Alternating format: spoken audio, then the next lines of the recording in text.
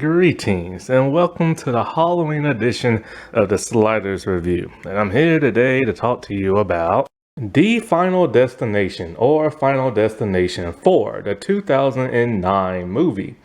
So, I finally did it. I finally watched this movie. It took 3 attempts and I finally finished the movie. The reason for it taking 3 attempts because 20 minutes in, I just hated everything I saw. First, it was 10 minutes in, and I went to another 10 minutes, and I'm like, hey, look, it literally took 2 months for me to watch this movie. I'm recording this now in February, but I started watching this in January. And so I watched it for 10 minutes in January, then I gave up on it. Then I came back in February, gave up on it again, and then I'm all like, you know what? I watched all the other ones. I might as well watch this one too. And so I did. 2 months, 3 attempts. That is a shame. Even like the most bland Final Destination movie, I can still watch in one setting. Whew, I swear to God. So, I'm basically gonna review why I don't like this movie and stuff. So, if you ever heard my reviews before, all this month and like last year or something like that, I really love the first Final Destination movie. I think the first one is awesome. It's just the best. It's the template and everything. Then my second favorite is the third. I like how I kind of went back to basics.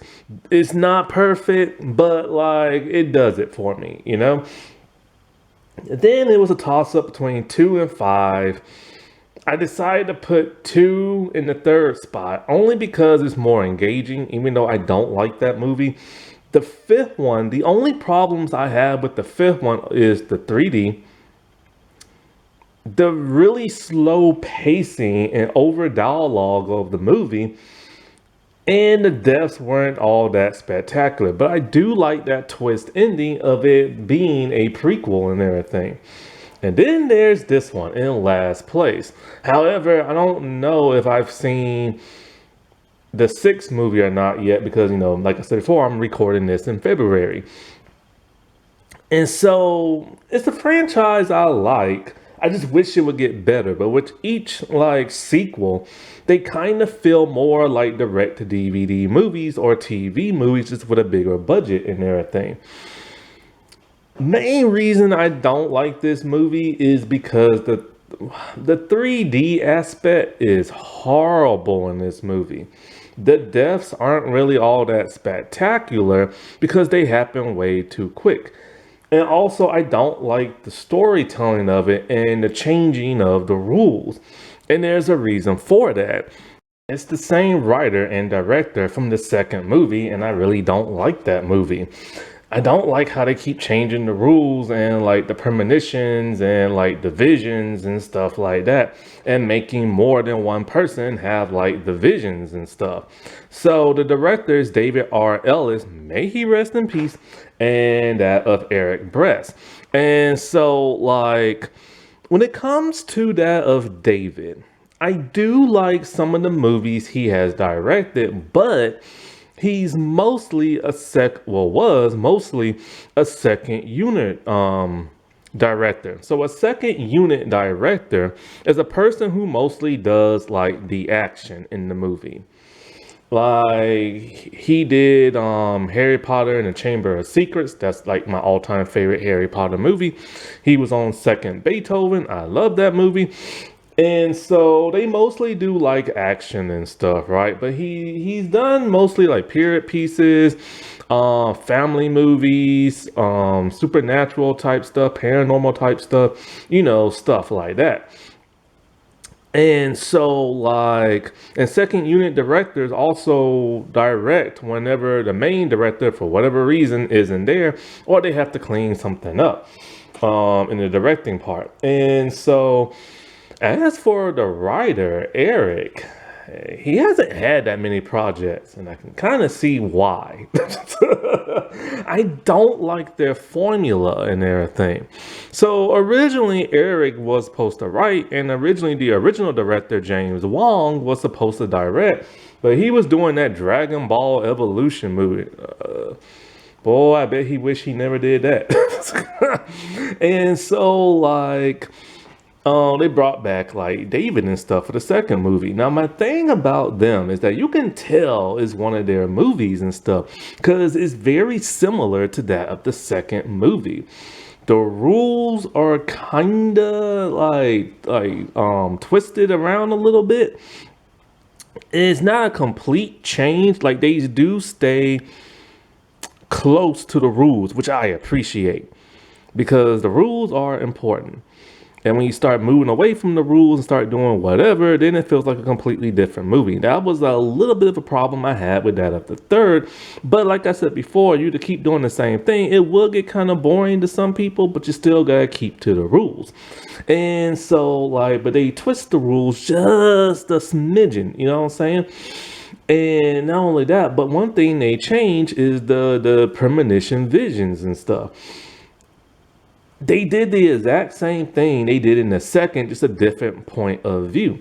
In the second one, it was Kimberly only seeing her death, but not seeing everything around her, just seeing like, you know, everything in front of her and nobody else's.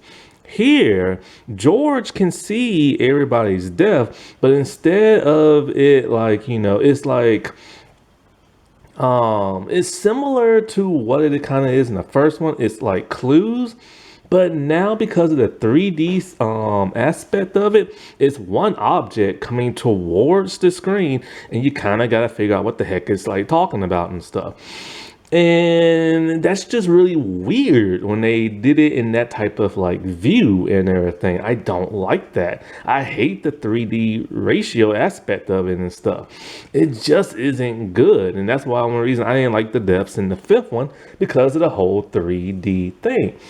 And just having it come towards you in the screen is very jarring and everything. And so, like, it's weird to get a second unit director to direct a big blockbuster type movie and to make him do 3D, something he's not used to. The third movie was supposed to have 3D, but they abandoned it. I wish they would have done it for this one and then the other one. And, you know, so I don't blame him too much because, you know, he was new to it. You know what I'm saying? Also, with like their formula, just like with the second one, there's no buildup of really like suspense for that most part that James does. James likes to take things slow with like the vision clues and stuff. Things are rattling around, things are moving around with the wind. Things rarely move by themselves. It happens because somebody hits something and it does like a chain of events. It builds your suspense up very slowly. So you're like scared for like the victim and everything. And then there's like a big cool like death and everything. That's like so spine tingling that it really makes you feel bad for him. Here is very similar like the second one. It's a fast build up. And then it's like a even quicker death, and it's bad CGI.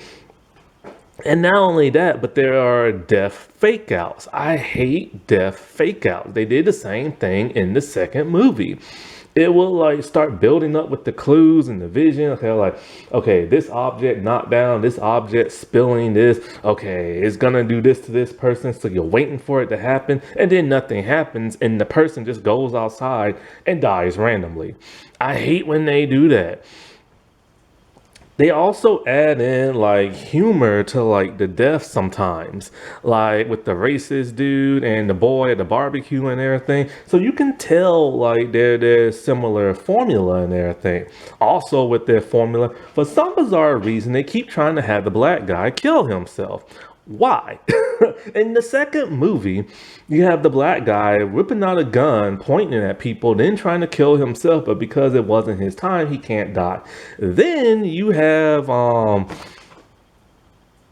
Oh wait, I said George. I meant to say Nick. Nick is the dude with the premonitions. George is the black guy. So then you have George trying to kill himself all day, and it's like nothing worked. And it's like, why? Why did the black people got to be the ones that freak out so much and try to kill themselves? What, like, which one is it? Is it the director or the writer? Who keeps putting that in there? And then they added a racist guy. It's just like the writer, Eric, was just like, you know what this movie needs? A racist guy. And I'm like, why? Why? Like, I don't get. And the dude literally went to George's house, found out where he lived, and was gonna crucify him. That was a little extreme. All because he didn't like black people. Who the heck will write something like that? Like who? And I can't find no evidence that Eric is like racist, but what the heck does he keep doing crap like that for? And it just like, why would he try to crucify that dude? I don't get it. Oh my God. So they do have like this type of formula to their Final Destination movies, and I'm just not feeling it and stuff. Another thing I'm not feeling is the acting. For the most part, the characters are kind of okay. You know, like you have your good characters like Nick, Lori's pretty good, George is pretty good. Whatever the car girl, the car wash, whatever her name is, she got irritating at the movie theater, like talking about like, you know, no, like I was never supposed to be at the racetrack. I was supposed to be here, and I'm gonna watch this movie. I don't care if I die. And I'm just like, heifer, you would rather watch a movie than save your life. What is wrong with you? Now, granted, her car wash scene was amazing and they should have killed her off, but it was another fake out death and everything. But the suspense and the buildup was finally earned in one of their movies and stuff. And it was like really, really, really good. And so they should have killed her. But before I get back to the cast and the acting, let me just say, this was the worst opening mass kill scene in a Final Destination movie I have ever seen. Every single mass death has always been spectacular. This is the first time they dropped the ball big time with all that CGI, the 3D, the car racetrack and everything. And I'm tired of it being cars. Like, why? Why can't they need to be more original? The first one was a plane. The second one was a car crash pile up. The third was, at least it was on a Ferris wheel and everything. Now the fourth has like race car and stuff. And then the other one was technically a bridge scene, but it still involved like a bus and cars, but mostly just a bridge. They need to be more original. Another thing that needs to be more original was like George's death. Like, that same type of death happened in the first movie with whatever the blonde girl name was that was dating Carter. She got hit by a bus, he got hit by a car. They couldn't be more original than that. And, dude, the guy who plays George, that dude was arrested for attempted murder years ago, back in '98. He's the same dude from like Forrest Gump, but then his charges went later on to attempted like attempted something, and then it got dropped. And I'm just kind of like, please say he's innocent, because he was charged twice on two different like. Because they first it was attempted like murder, then it was like attempted stabbing or something like that, and then they just let him go.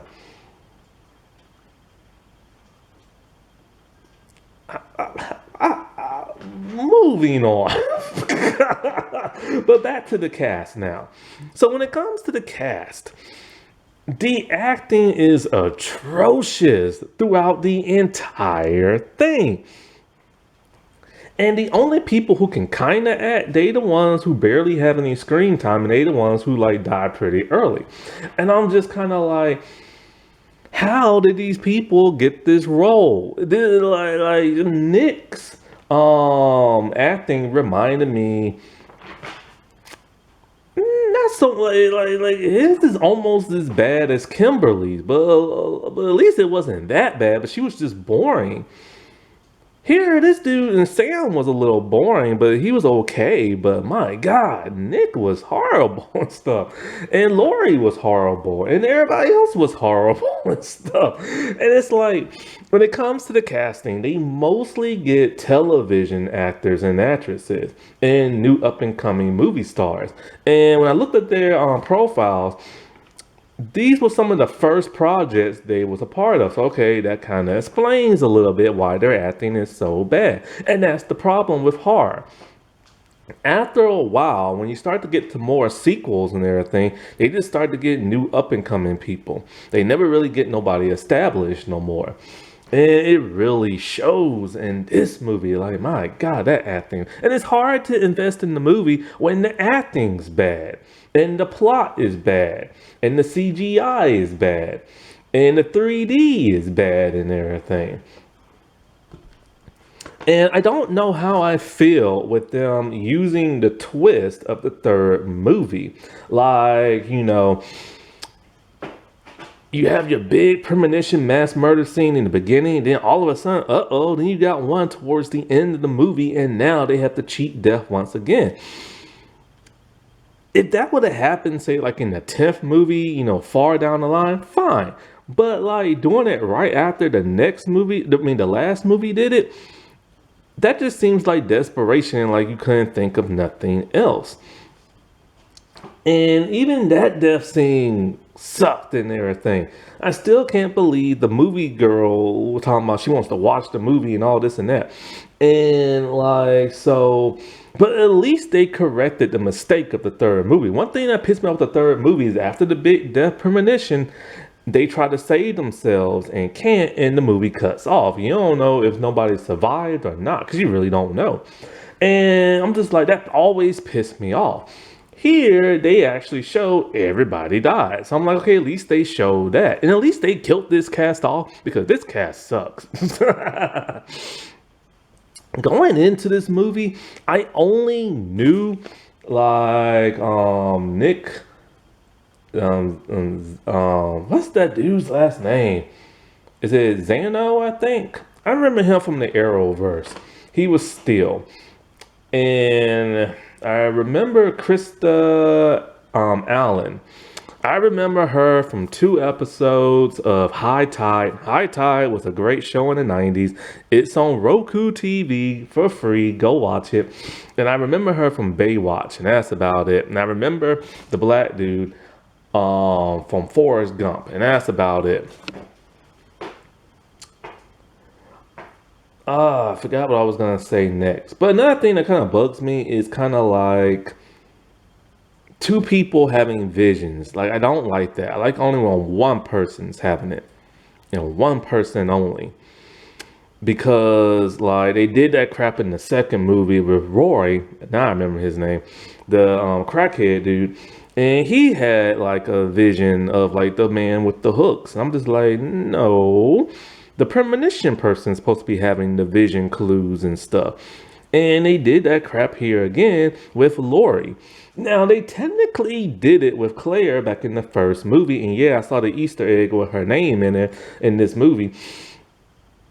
But I assume the only reason why they did it with her is because it was Alex's time to die and he was getting ready to die. So I assumed it was going to pass on to her because somebody has to have the premonitions and stuff. And I don't like when they change that formula. And so something else I was going to say. Crap, it was really important. It was on the tip of my tongue. Oh, one thing I'm starting to notice now with every sequel is that they're starting to forget who's next. And that's starting to be a big problem with me. And it's hard for the fans to like, follow along because we're trying to figure out what's going on in the movie, this and that. And because so many people die so early in the movie, sometimes you just don't know. But the thing about the second and the fourth movie is that you actually see who dies and what order and this and that. And so I do like the twist of that, how they forgot about the cowboy and stuff. He threw their little list plan out of whack because they forgot completely about him. But here's the weird thing, right?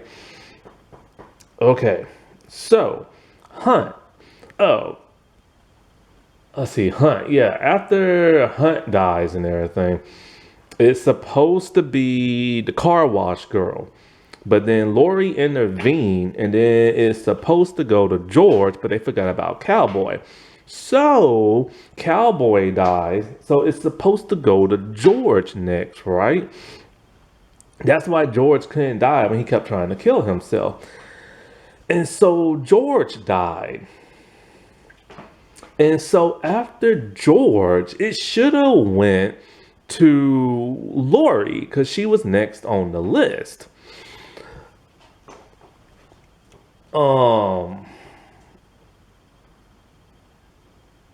and here's the thing that's weird. In the second mass murder scene, car wash movie girl, she dies, which she should have been last now because it should have went to Lori, Nick, and then her, but then she dies. Then Lori dies, and then Nick wakes up and everything after he dies. It shouldn't even be in that order anymore because they never intervened to save Lori or to save Nick. And even if they forgot about Cowboy, like I said before, George was still on the list. But then, like, it's weird because his premonition death showed everybody how they were supposed to die. So now he's kind of restarted a new cheat type thing. And then they all die at the same exact time towards the end of the movie. They can't even, not throw my camera, they can't even keep up with, like, their own order of, like, death. And that's kind of how some of those other movies, the sequels were too. It's just kind of like, well, who the heck is next? Because it's kind of hard to, like, follow along and stuff. So this is just my gripe with this movie. Another thing this movie really needed was William Bloodworth. He needs to be in every Final Destination movie, but he can't no more because Tony Todd died last year, I believe, and the sixth movie is his last. This movie needs, like, every Final Destination movie needs some type of, like, William Bloodworth. I guess with so much time has passed, yeah, they can look it up on the internet and people just believe it. But there should be some skeptical people and everything. But there really isn't whenever they do that. And so it needs that William character. You know what I'm saying? Just looking it up on the internet and assuming it's just not good enough for me. Now, there are some things about this movie I did like. I like the movie poster. The movie poster is pretty cool and everything. However, I've noticed with the fifth movie, this is when they stop having the cast on the movie poster and they just do like a skull type thing. And it's been that way for the next three movies. I also like that girl who was banging Nick. Like, she was getting tapped like she was a ping pong and everything. And I'm surprised they showed that in one of these movies because they never went that far before. And I do like how the black dude is nice as opposed to the one in like the third movie and the one in the second. But just like with the one in the second, he tries to kill himself. I like the mechanic. He's nice, but he died very early and we don't know nothing about him. I like the mom, but we don't know nothing about her. And of course, she died. And speaking of the way she died, some of these deaths you could see coming a mile away. I saw her death coming. I saw George. I saw Hunt. Like, and it's kind of weird. And I even saw like the ending with the last three characters. It's kind of like you don't want to see the death coming, but you get that feeling something's gonna happen because of the wonky CGI and the green screen and stuff. That wasn't that spooky. All right. Well, I shall talk to y'all later. Bye.